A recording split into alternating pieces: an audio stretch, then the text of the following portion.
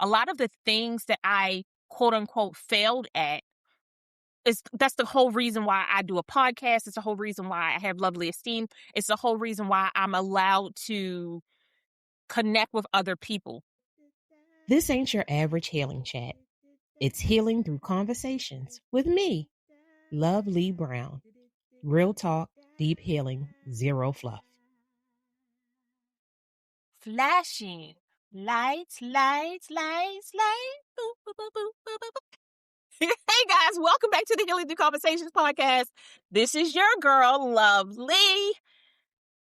Y'all know on my podcast, we actually talk about healing that we've done. We talk about healing that we're working on. We talk about things that we've gone through, and we do it together because, listen, I want to tell you that healing is like this super spiritual, very peaceful, calm place, and it is not.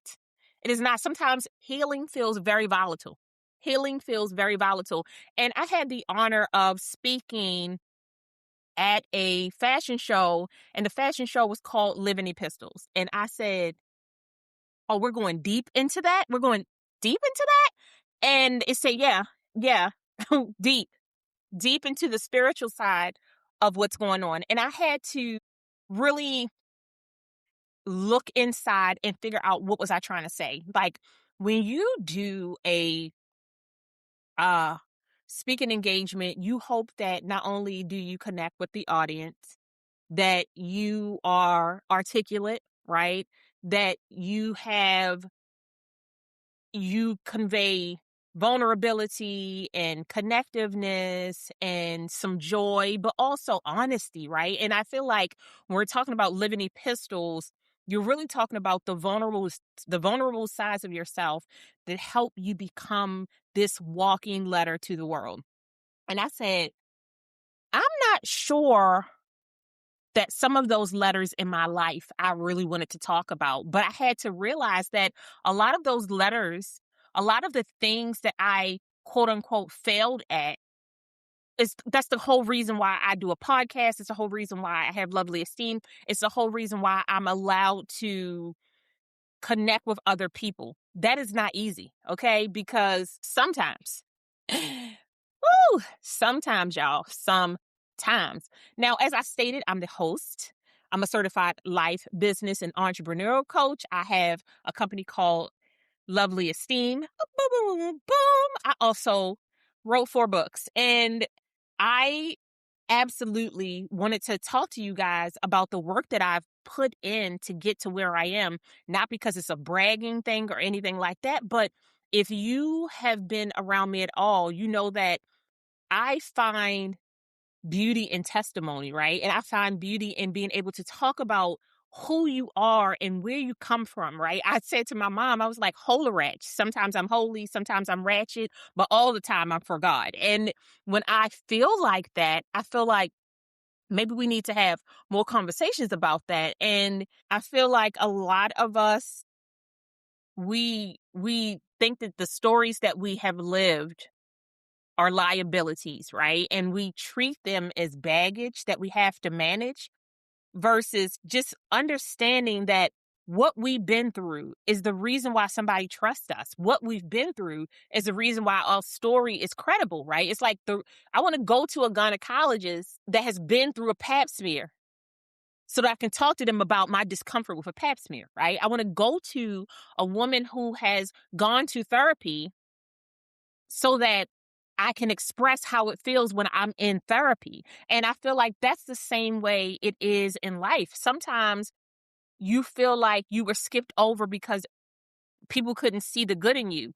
But it wasn't that. It was just that your message didn't align with someone else's message. And that is absolutely perfectly fine because we're all walking letters. We're all walking messages. We're all people who are out here trying to figure out what it looks like to live a life that we're proud of, but also realizing that some of the things that we're carrying, the messages that we're carrying, is absolutely the reason why people want to walk with us and talk with us and see us. And how do you feel about that? What does it look like to have somebody read your message right now? Are you proud of that message? I was like, I feel like yes, no, maybe we can talk about it, right? Because it feels kind of scary. But the reason the messages that I've been putting out have allowed me to not only write books, it's allowed me to create a podcast. It's allowed me to feel freer as a woman who is aging to talk about what it's like for beauty and hormones and perimenopause and laughter and relationships and family and sisterhood, all of these different spaces that are part of my personal journey. But it allows me to not only promote us women as full beings, but to know that my story is helping another woman find her place. Your story is here to help another woman find their place. You're not going through all of these things by yourself. There are people who can absolutely walk with you, talk with you, pray with you, laugh with you, curse with you. Because, baby, let me tell you something. If you think I haven't used a string of words together, now, I'm not saying I'm a good cursor. I'm not going to say that. The Lord knows my heart, but he also knows that this mouth is different. So I want you to figure out where you want to be while we're listening to this podcast, right? Maybe you washing dishes. You could be eating a good hoagie. Tell me about it. I'm hungry. You could be smashing down on some popcorn or a brownie. You might be in your car trying to take that 30-minute, right? You could be doing all those things. But I want you to remember that at any point during my podcast, you feel like, hey, that hit a nerve. Take a break from me. Take a break from me. I'm okay because I know that what's meant for you will be for you, and what's meant for me will be for me. And that's what we're going to talk about, being living epistles. What is our messages saying to the world? And are we proud of the messages that we're giving out? Not the perfection, the messages, the transitions. Let's talk about it. So the question I'm going to ask you is, if someone was reading you right now, today, like not your resume, not your social media, not the highlights, not that version of us that would be like, I'm so fine. Everything's fine. We're okay. We're okay. We're not okay. We're not okay, right? What would that letter say? And how are we really conveying our messages to the world? When I was asked to write about living epistles, I wanted to not only come at it from like a metaphoric kind of perspective, but I want it to come from a spiritual perspective as well. Because I feel like when we are adjusting our lives to understand how we are communicating to the world, it can be in so many different ways, right? It can feel like poetry. It could feel like a letter. It could be rap. It could be subtitles. It just depends on, it could be your body language. It could be how you carry yourself on the outward, like the aesthetics of it all, right? But I wanted us to understand that at the end of the day, it's about our heart, what we're trying to do to make us better people as we move forward. That was really big for me. And Second Corinthians talks about being a walking letter, being a letter to the world. And it was like, I get what you're saying, right? It's like, how do we communicate? How do our children read us? How do our colleagues read us? How do our moms read us? Our spouses, our husbands, people in the world, our friends? And how do we navigate this world that can be difficult sometimes to read and not just see the outward appearance, how we see, like to be able to see into who a person is? And do we have to always have on this perfectionist suit? How do we always have to wear this suit of armor in order to live, or are we allowed to let those things down? Now, I will say that as a Black woman, I don't feel like I'm allowed to let a lot of things down. And people who know me know, I will tell you, A, I wear wigs, B, I love makeup because I do, and C, I giggle when older women tell me I look pretty. And I'm married, okay? Married to a man that I love to death, but I don't want a man to compliment me particularly just because that's just not how I was raised. I was raised to respect the word of women, and I was also raised not for the validation of men, but for the connection of friendship, right? So if a friend says, hey, you look nice today, that is so cool to me, but I do not do aesthetics to make sure that men are happy. And that part of my personality, which usually is read, is, oh, she's stuck up, right? She thinks she all that. Why do you have to act like that? Smile, sweetheart. I'm like, baby, I wasn't put on earth to perform for you. I was put on earth to make sure that whatever mission I was given, I complete that mission before my time is up. And since I don't know when that's up, I can't perform for you. One, I don't have any rhythm. Number two, this mouth say a lot of weird things. And three, I just feel like God put me here for a greater purpose than just to look aesthetically appealing to somebody that I'm not going to talk to in the next 5 minutes. But that can make people uncomfortable, right?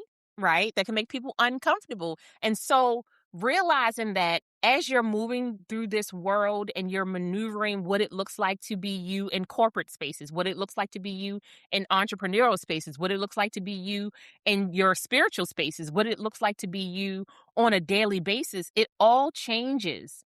But your transitions that you go through, right? Those detours that we try to ignore, those things that we don't want to talk about because we feel like it makes us look less than.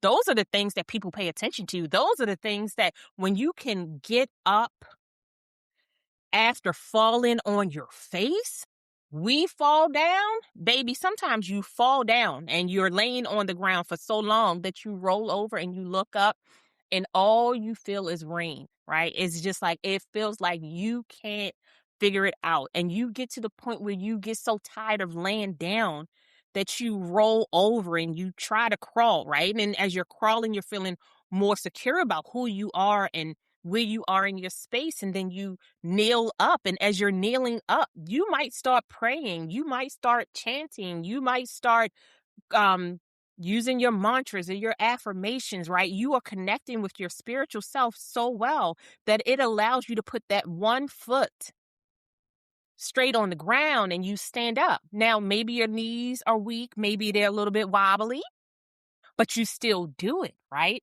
And when you stand up, it gives you so much hope. You start trying to figure out, okay, what does this new version of me look like? What does this honest version of me look like? What does this unpolished version of me look like? Because when you connect with people truly, they usually connect with the unpolished version of you.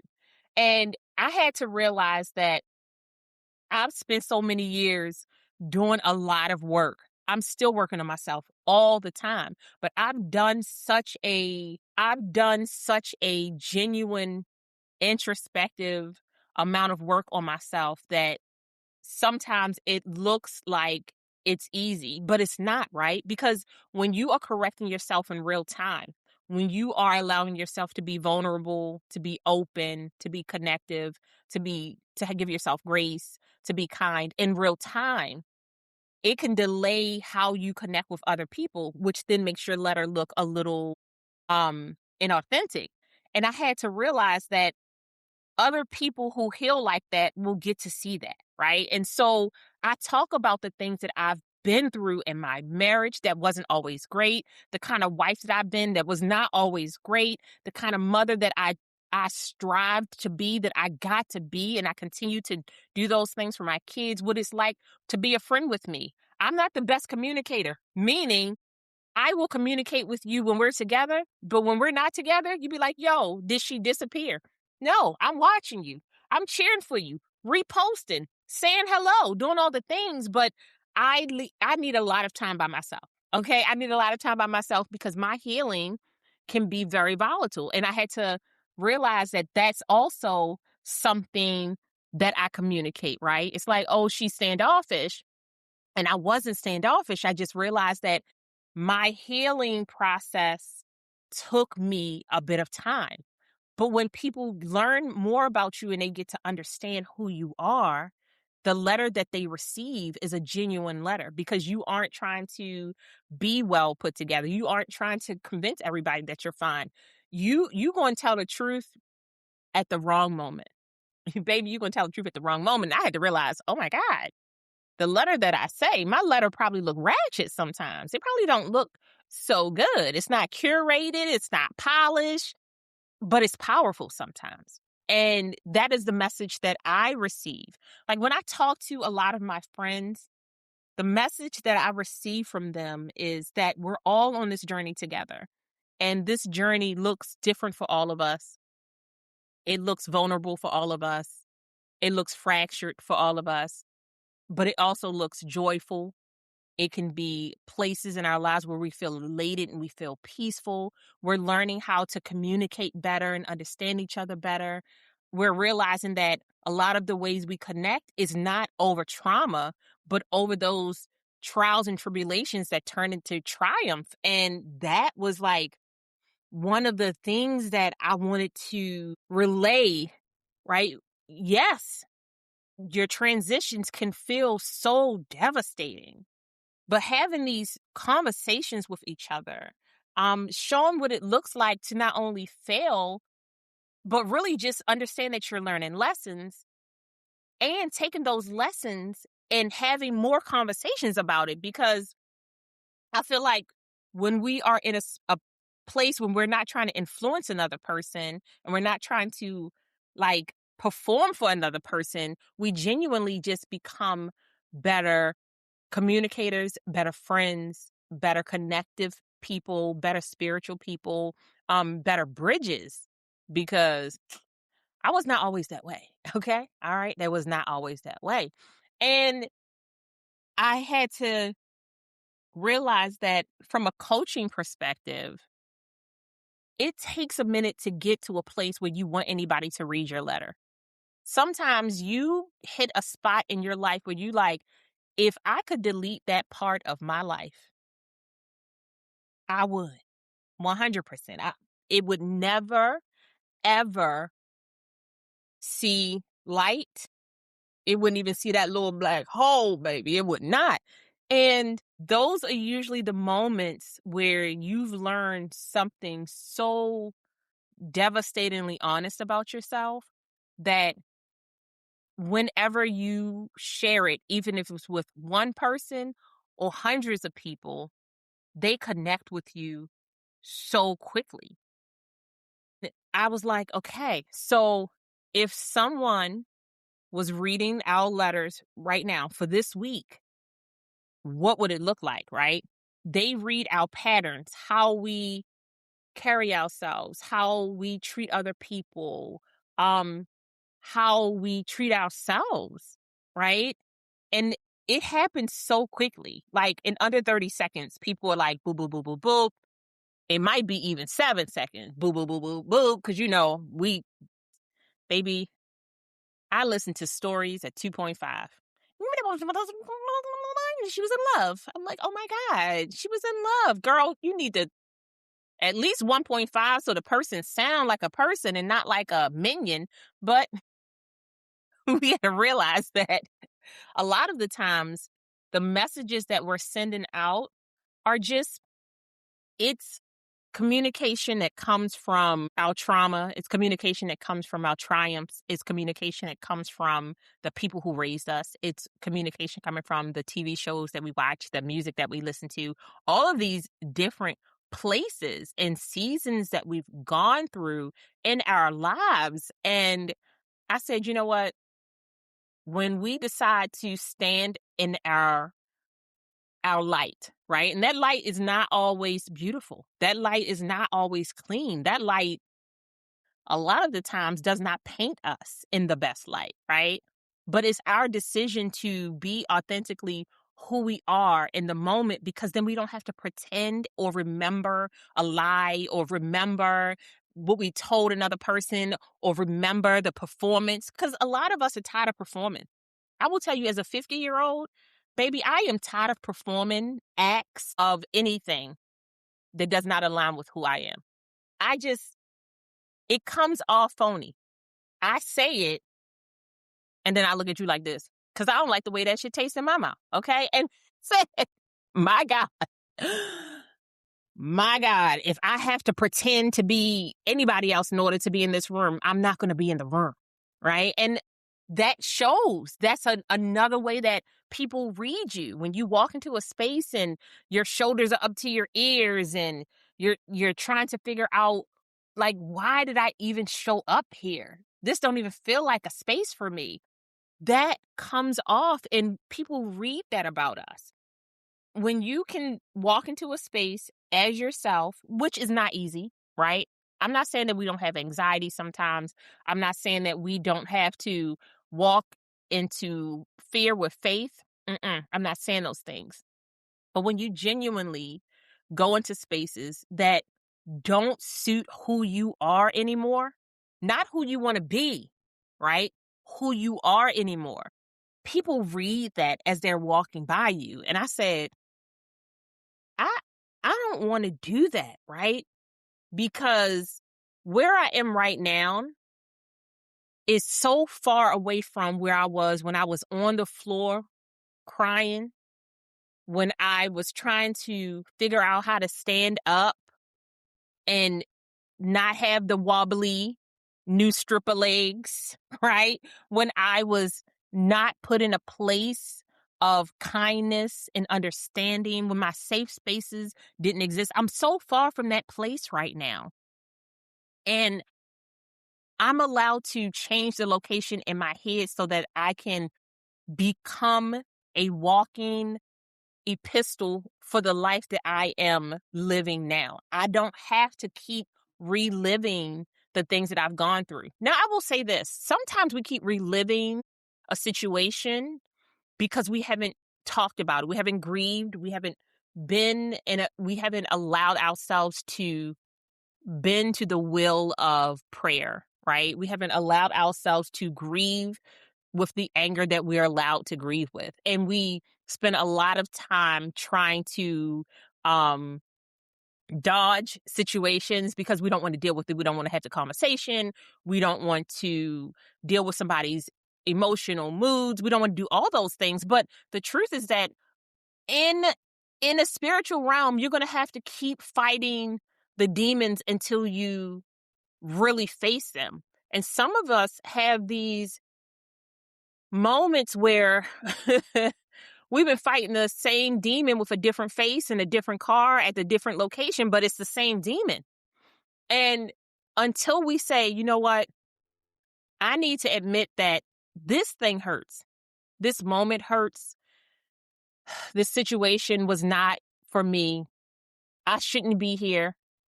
I owe it to myself to have better communication with myself.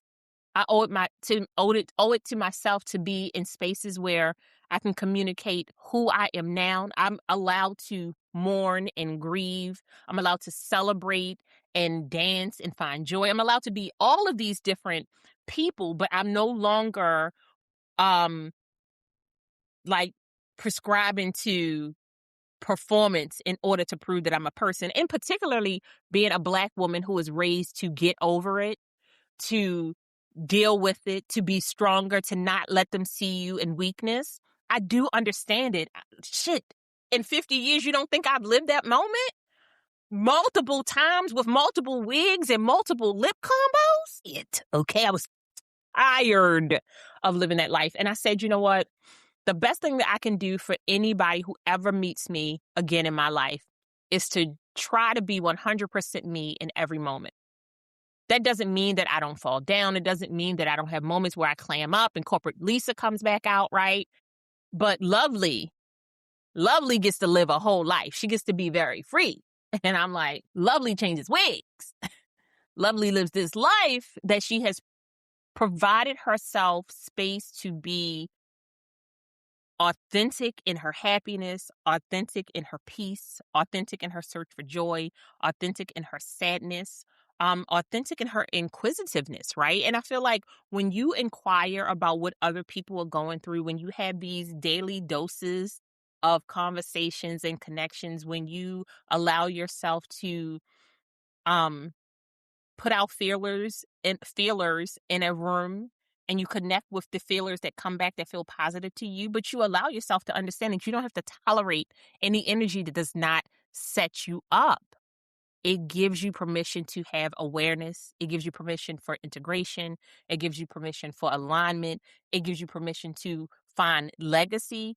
And it allows you to really see yourself in this full connective space. So I say to you, if you are having a moment where you don't like the letter that you are, yes, the letters that you are putting out, ask yourself, how can I change the way the world reads me? And I don't mean everybody.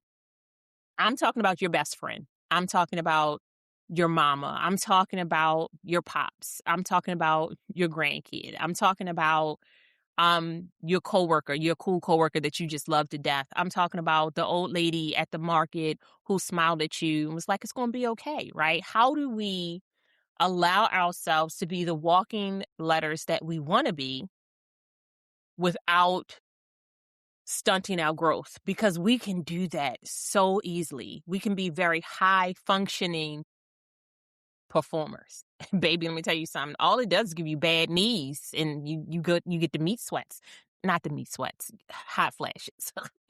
You get the meat sweats too. But I wanted to really just have us think about that. What does it look like to not only integrate our authentic selves with the stories that we've gone through?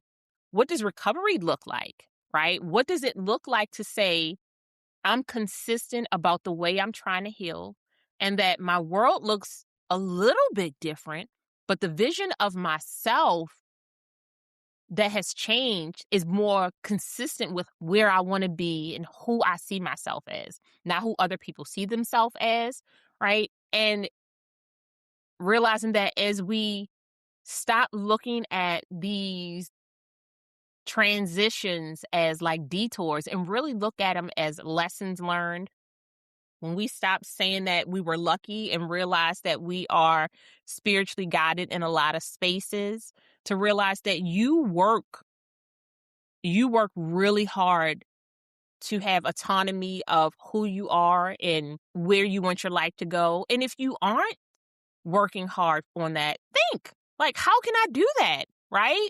How can I be more aligned with the letters that I want to portray to the world? Like, how can I be more authentically me? What does that even look like? Do I know what that looks like? What does it sound like in my head? Because it doesn't always feel like that. Sometimes it feels like, am I pretending? Am I faking this? Like, what can I do? And so I want you to think about these three things that we can practice. Remember, practice doesn't make perfect. Practice makes consistent, and consistency allows you to see yourself as a fuller, whole person. It is not easy, but it is something we can do. One of the things that we can do, we can ask ourselves like a question. And multiple times, we're going to sit down and be very honest with ourselves, right? If someone is reading my life right now, not my words, not. So I want us to think about three things that we can do this week that we can practice for consistency, not for perfection. I don't want you to overwhelm yourself, but we're going to ask ourselves a couple of questions, right? First, ask yourself about the letter, right? What does that mean? And we have to keep asking ourselves, what am I putting out there? What kind of story, what kind of love letter, what kind of discretions or am I putting out to the world? Am I writing about joy? Am I writing about the trauma I've been through? Am I writing about how I'm rebuilding my life? What does it look like? What does my life look like? And am I even comfortable having people read me? Does it make me uncomfortable? What kind of lessons would they learn from me, right? Those type of things. And then I want you to identify where you are in your journey. Again, like I said earlier, are you laying on the floor, face up, tears just being rained on? Are you crawling, right? You trying to figure out your way? Are you in prayer position, right? Are you standing up, but you feel a little wobbly now and you're just trying to figure out what you need to do? Or are you starting to like get your footing? Because we do all of these things and we need to do them without shame. Being honest about where you are in your life, man, it is so freeing because you don't have to come up with a new story. Baby, you know how hard it is keeping all of the different compartments of your life separated because you don't want these friends to know about this. You don't want these people to know about this. You change your hair when you go to this place. I'm all for changing wigs. Y'all didn't see my platform. But I don't change my wigs just because you didn't like my wig. I changed my wig because it got knotty. I changed my wig because I wanted to cut it. I changed my wig because I saw that my lace looked bad. Okay? That's the way I work. And number 3, I want you to name a chapter in your life that you've been skimming from. Not fixing. We're not fixing it, right? We are just acknowledging it. Acknowledging that time in our life where we decided we wanted to blackball ourselves. We wanted to not talk about it. We turned the lights off. We said, you know what? I'm going to turn this light off, leave this memory in the attic, and I'm never going to Anne Frank this. It's never going to, baby, this thing is going to die with me. Give it a name. Give it a name, right? Like, look, Barbara, I don't like how you lived your life. I don't want to do it. So I'm going to turn the lights off. I'm going to turn the, unplug the lifeline, right? And I want us to figure out how we can integrate the lessons that we learn from that thing. Again, therapists, counselors, mentors, spiritual guide, friendships, sister circles, brother circles. I am so big on having community to help you figure out how to stop controlling what your peace looks like. Your peace, it doesn't happen all the time, but when it does, it needs a lot of room to shine, and you need a lot of support to hold that sucker up, right? One person can be tons of support.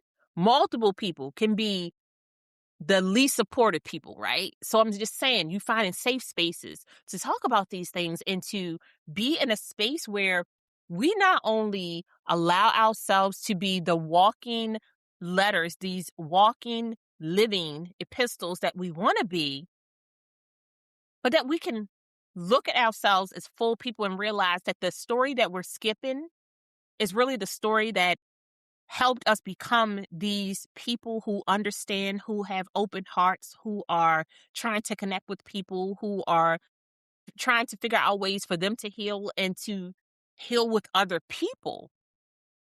And to realize that it doesn't matter where we are in the process, either on the floor, crawling, prayer, somewhere in between, we can still be these beautiful letters. It's not a verdict, right? You're not doomed. Sometimes transitions are just locations, and locations change all the time, especially when we decide to what? Stop laying on the floor and do what? Crawl a little bit, right? And then get in that prayer position. And then we standing on those strip of legs, right? Then we start running, baby, because we are moving out of the way. So I want you to just think about, if someone's reading my letter right now, what does that say about me? Right? I'm writing a book. I'm writing another book called Living Epistles. I was excited about it because I wanted to write a book and do a workbook along with it. And I invite you to stay tuned. Listen, follow for more information. You can go to my website, www.loveliesteem.com, Lovely Esteem, so that you can receive updates. I'm updating my website, so we'll see what happens. I can't promise you anything. This life is expensive, right? But we all are these complicated, beautiful, messy, sometimes ratchet living letters, but it's our lives, and our lives are worth living. Our lives are worth talking about. We are absolutely full people that have powerful things that happen to us, and we exist without having to edit everything out. At the beginning of my podcast, I wanted you to really just think about what your letter would say, and I've said it throughout this whole podcast. Think about that, right? Think about what it's like to feel good about your honesty, because we don't get to do that very often. We have to perform for so many people. Think about what it would be like to walk through the world as the person that you see yourself being, good, bad, or indifferent, versus the person that everybody else wants you to be, and you have to keep remembering to keep the suit on in order to carry your message throughout the world. I just wanted to talk about it because, listen, life is real short. It's like this long. And we got one full life that we know about, right?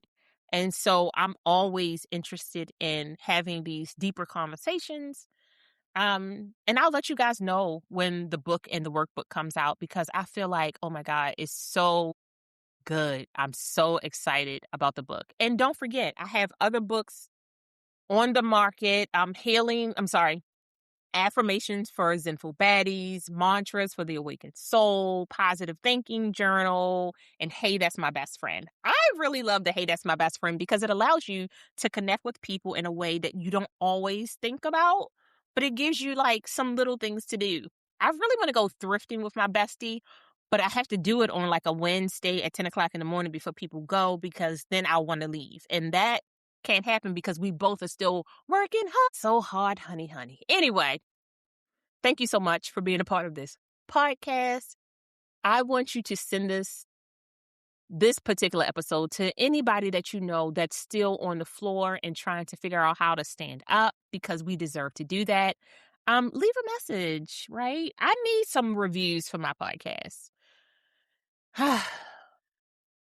Y'all listen. This life ain't for the weak. You get it? The podcast comes out almost every week. It's a healing community, right? It's not always something nice. It's not always something joyful. Sometimes we talk about some things that make us feel a certain kind of way, right? But we're always working on being open, honest, and connective because I truly believe that learning how to articulate your feelings, wants, needs, and desires is the best way to advocate for yourself and the people that you love. So, dear living epistles, your story will forever be written by experience, refined by transition, and held together by something stronger than what tried to break you. Like that brownie that monkey bread, that cookie that I took down. Anyway, I love you guys so much. Thank you so much for being a part of this podcast. Lovely out. Thank you so much for joining us. We hope you found some healing, connection, and joy. Until next time, bye, loves.